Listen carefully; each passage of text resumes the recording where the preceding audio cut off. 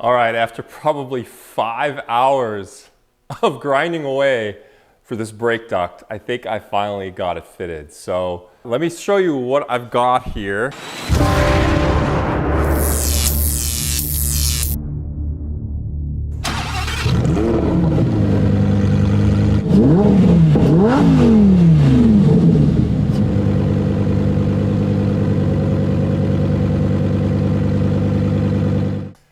Hi guys, how are you? My name is Dan Dulac. Welcome back to my channel on my Ultima Evolution Convertible V10 build. Just a quick update. I was actually out for surgery. It's been about a month since my last video. I had to go in for surgery that was planned originally in January, but due to COVID, it got delayed till the end of March. So March 31st, I had surgery. All is well. Thank you all for your well wishes. Things are great. Recovery's great. Be 100% back to full operating mode here. My stamina's back up, appetite's good, so about a month after surgery, things are going really well. So not life-threatening, not critical, just some maintenance work I had to have done. Today we're gonna do a quick update. I haven't had a chance to do a lot on the build, again, over the course of the last month or so, given I've kind of been out of commission due to the surgery. But I've got a few updates. I've got some new parts in that I've ordered. I'll give you a quick update on the exhaust that I'm just wrapping up with some O2 sensor bungs and so forth. I'll show you that, as well as some side pod work I've done. So anyway, without further ado, let's jump right in with some updates. All right, the first thing I want to show you guys, a really small update here. Notice the center caps on these 19-inch wheels. These are obviously factory Ultima center caps with kind of the gold lettering and emblem. I wanted to change that up a bit, and let me show you what I did. Obviously took the center caps out of the rear wheels. Those are sitting here, and I built myself, or ordered a set of custom caps. So that's what you see here. Gray orange with an orange pinstripe around the edge that now will go into the wheels, and it will be reflective and a little bit of a hint of the color scheme I'm going to do in the wrap, the livery wrap I'm ultimately going to do on this car. So here's what it looks like in the wheel. You can see there. Looks pretty good. And again, very different in custom. You can see the evolution word is much bigger that I put under there. I think evolution is a little bit understated here, so I wanted that word bigger. So there we go. If anybody's interested in this, no affiliation or sponsorship at all, but carlogodesign.com, you can order any size center caps, any size sticker that goes on top of it, and you can really do any design you want as well on these. So pretty cool, very cost effective as well. The other thing I did is I bought, minimum was a set of 4, but I only needed 1 of these. I picked up a new badge for the center of the steering wheel. So you can see that matches the center cap on the wheels as well. So that looks pretty nice. One other thing while I'm talking about wheels and tires here, and a few of you, many of you Eagle Eye viewers caught and asked me a question around, hey, it says P0, Pirelli P0 on the side of these wheels, but when you look at the tread, it says Hankook. So there's a story here. So number one is I wanted to do raised letters on the tires. Again, you'll see when this entire package comes together with delivery, you'll see what I was going for. There's a car that's been inspiring me, and so I'm kind of going after that design. And that car, race car, GT1 race car, has P0 tires. And I'm a huge Formula One fan, so obviously this is a nod to my Formula One passion as well. But in any event, these are tire stickers. They're actually rubber letters that you glue on with like this super, super hardcore glue that's permanent.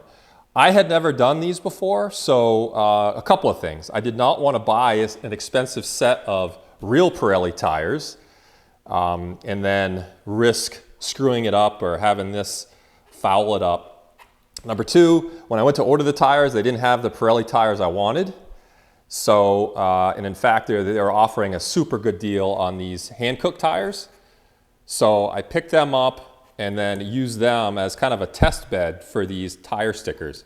These things are on pretty good. It came out really well, so I'm pretty happy with these. And number 3, these tires are going to get burned up. So certainly the first set, so I didn't want to put some expensive tires on it when I'm hoping to do some launch videos and some burnouts and all the shenanigans that we all love. So anyway, these tires aren't going to last. I didn't spend a lot of money. I get a super good deal on them, and I wanted to test these rubberized tire letters that you glue on after the fact, just to see how that process went without the risk of ruining a good set of tires. So anyway, that is the story on the P0 hand cooks. I invented my own brand.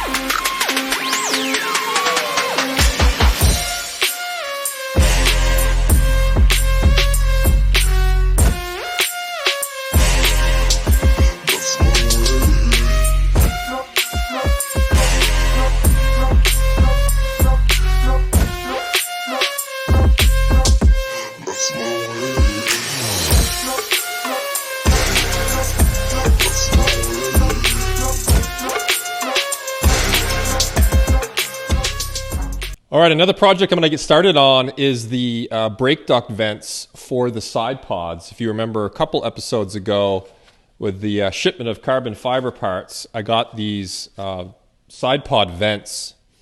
And so I have to cut a couple of holes and mount these into the side pods. They come with a template with the various measurements. Cut the template out. I plan on using this, taping it to where I need to cut the hole, and then slowly but surely whittle away what I need to do to start to fit this in the pod. You can see here there's a ridge, and so the hole I cut, I want to line up the whole ridge with this so that there's overlap. Side pod edge will dip down here and sit on this ridge, and there'll be overlap so that I can then use some panel adhesive, and then there are some screws that go in from the inside as well. So that's my plan. Let's go ahead and get started on cutting these babies out.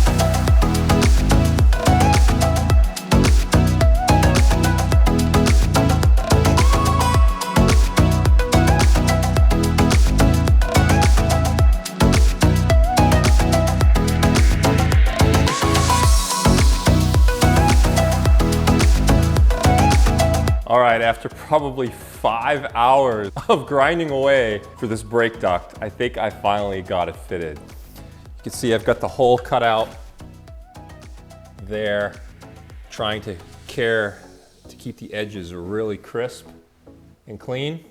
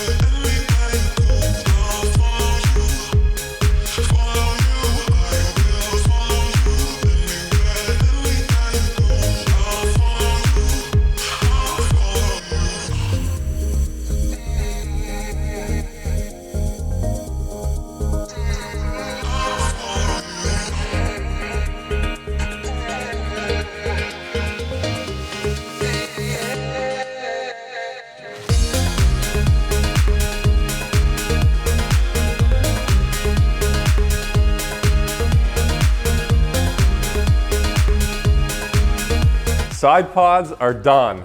Boy, what a job. They are ready to be put on the car. Let me show you what I did here to seal up just the small gap around the edge. You can see the seal I just did around. There was a very, very small gap in there, again, just because the riv nut kind of spaced it out from the edge. But I just put some sealant adhesive in the small gap. You saw I taped it up, masked it up, and then applied it, and that'll just keep small little sand and pebbles and rock chips out of there, just from getting between the vent duct and the fiberglass. The same thing on the other side. So there's black sealant just to seal up all the grooves, make sure any dirt or air doesn't pass through there. So those babies are done. Pretty happy. They came out pretty nice. And the next thing we'll do is put them on the car. As you can see, I've got the side pods mounted up here, as well as the rear bulkhead mounted in. On the underside, I've got the rivet holes all traced out, ready to drill. You can see the side pod vents here. They look nice. They came out great. I'll be momentarily drilling and riveting these side pods in so I can fit them for the final time. So that's a big step. Then I can go ahead here and get all of the heat shielding installed, rear bulkhead riveted in. You can see I've just got clecos, temporary clecos in there now, just holding it in. One of my ECUs is mounted. I've still got to mount the other one, which will go right next to it, but those are again low, out of the way, away from heat. So those I think will be a good spot. All right, I've got the headers here on the bench, and I am getting ready to weld on these little connector tabs. So you can see here, it's just two pieces with a hole on each side, and then you just pass a little nut or bolt through it. And that goes on something like that. So just gonna weld on each side. Got my torch settings, I think, right. Over here, I had some sample pieces where I was practicing 1/8 inch thick here, and then this is actually 1/16. It's a little bit thinner than the actual material on the header, but I was practicing to make sure I didn't burn through, because that's what I definitely do not want to do, is burn through on the underside, but I want enough penetration to hold it. So I believe this one was at 75 amps. I think mostly full pedal on this one. This one was 70 amps on that weld there. It wasn't quite hot enough. Wasn't getting very good penetration. So it did fine on the back. It didn't go through at all. But again, this is a little bit thinner than I'll actually be using. So I think 75 amps is actually going to be perfect. So that's what we're going to run with. 75 amps, and let's get these tabs welded. I've got 2 per side. I'll put one here, skip a tube, and then another one on here, and that'll be somewhat hidden when it's installed on the car. So 2 per side should do it. Let's get to it.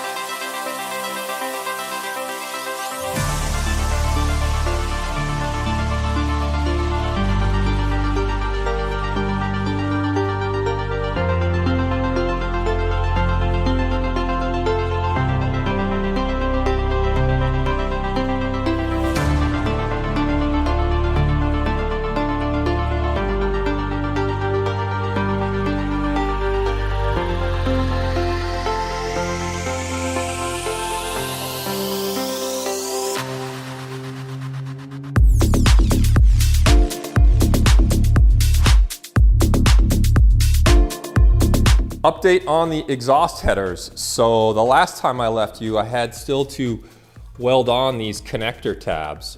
So I put one tab there kind of on the inside and another tab here just underneath. So those two together will hold that together very nicely. I'm getting ready here. I've got all my exhaust components staged and ready to go. I'll be trimming back this collector right to where this line is. You can see I've got a little dot there where I'll weld an O2 sensor bung, as well as I have to weld in a bung for the exhaust temperature sensor as well, which I made my own custom bung on my little bench lathe that I'll show you here in a minute. So anyways, I've got a flex section here that will ultimately get welded up, an X pipe that I'll be trimming. I've already got my trim lines here where I'll be trimming the X pipe, as well as I'm not going to run any mufflers on this. I'm just going to run some resonators. So again, these are the resonators from JMD Tubes. Really nice quality. I mean, the craftsmanship, and really cost effective too. Very good price for what you get. So some short resonators. I also bought some 3.5-inch stainless tubing. And these are ultimately going to be my exhaust tips. And I've taken inspiration from the McLaren GT1 race car, where it has 3.5-inch exit tips. I 3D printed a template that I'll use just to cut it's about a 18-degree angle. Trace around that and use that as a cut line. And then I have some transition pieces, so this will go from 3-inch to 3.5. It's going to be a pretty short exhaust system that I'm going to have to cram there under the hood, under the rear clam. So here's an idea of what the exhaust system will look like that I'm working towards. I've got some V-band clamps that I'll be using. Obviously, I've got to put in the EGT probe and the O2 sensor, a flex section. I actually have a small catalytic converter as well. And I'll make this section removable, so if I want to do a straight pipe setup, I can do that. Followed by the X section and then the 2 resonators out to the back. So that's what the exhaust system plan is for the back of the car. Here is the V-band clamps that I'll be welding onto the pipes. Again, jmdtubes.com. These are actually machined stainless, and there's a lip on the inner side and a shoulder on the other side, so that when you put these in, they actually lock together. So really nice setup here. So I'll run 2 sets of these on each side of the exhaust. I'll make the catalytic converter removable, so if I ever wanted to straight pipe the car, I could, but these should come in handy, make the install really nice. Here's the little short catalytic converter I have. This is a high flow cat. I think this is a 200 cell, but just enough to take some of the emissions out of the exhaust without losing too much flow. If you ever run a straight pipe car, certainly with something like this, you smell like gas after you're driving it. I want to burn some of that off. So these should be just fine. Again, the engine's going to remain normally aspirated, so pushing around, I don't know, 640 horsepower with the tune, normally aspirated. These should be just fine and help the environment a little bit and prevent you from smelling like gas after going for a spirited drive. So I pulled the factory primary oxygen sensors off of the factory header, not a problem, and I also did that with the exhaust gas temperature sensors, one for each side of the car. For the O2 sensors, I picked up some prefab bungs, again from JMD Tubes. They had these.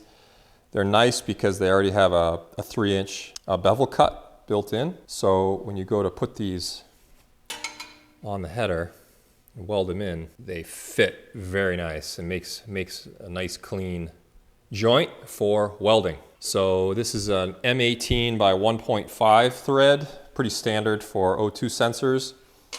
And then for the EGT sensor, I actually had to make my own bungs. And so I used a piece of 7/8" stainless rod, cut them down, and then machined out for the M14 by 1.5 thread. And so this sensor is somewhat different in its design.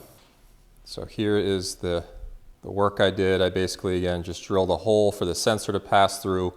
And on this sensor, it actually has a shoulder that you can see right there. So it seats in the bottom of the bung on this shoulder, and then when you tighten it, presses it down. So I couldn't drill all the way through. I drilled down most of the way and left a shoulder in there to receive that sensor, but fits up nice. You tighten it up, I'll weld these bungs on, and we'll be good to go there.